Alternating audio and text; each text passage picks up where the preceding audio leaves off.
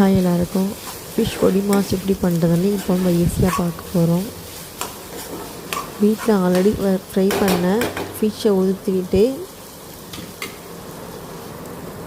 ஒரு பெரிய வெங்காயத்தை குட்டி குட்டியாக கட் பண்ணி லைட்டாக எண்ணெய் விட்டு லைட்டாக அந்த வெங்காயத்தை வதக்கிட்டு அதில் நம்ம ஏற்கனவே உதுத்து வச்சுருக்க அந்த ஃபிஷ்ஷை லைட்டாக போட்டு கிண்டி அது மேலே மிளகு பொடியை தூவிக்கிட்டு லாஸ்ட்டாக மல்லித்தலை தூவி இறக்கிட வேண்டியதுதான்.